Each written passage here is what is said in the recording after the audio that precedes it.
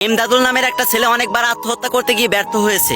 এবার সে ঠিক করেছে এবার সে আত্মহত্যা করবেই, যে করেই হোক তাকে আত্মহত্যা করতেই হবে। এটা ভেবে সে বাজারে গেল, তারপর এক বোতল বিষ, এক টিন কেরোসিন, একটা দড়ি, একটা পিস্তল, একটা ম্যাচ কিনলো। তারপর সে বাড়িতে ফিরে আসলো। এবার সে নিজেকে নিজে বলতেছে, এমদাদুল এবার তো তোকে মরতেই হবে, এবার তোর গলায় ফাঁস দেবো, তোকে বিষ খাওয়াবো, তোর মাথায় গুলি করব, আর তোর পুরো শরীরে আগুন ধরিয়ে দিব। এবার তুই কোথায় পালাবি? এটা ভেবে তোমাদের এমদাদুল ভাই একটা পুকুর পাড়ে গেল, তারপর গাছে উঠলো, তারপর নিজের গলায় ফাঁস দিল, তারপর পুরো শরীরে কেরোসিন তেল দিল, তারপর নিজে বিষ খেলো, তারপর পুরো শরীরে আগুন ধরিয়ে দিল। এরপর তোমাদের এমদাদুল ভাই গাছ থেকে ঝুলে পড়লো এবং হাতে পিস্তল নিয়ে মাথায় গুলি করতে গিয়ে দড়িতে গুলি করে দিল এবং সে দড়ি ছেড়ে পুকুরের ভিতর পড়লো।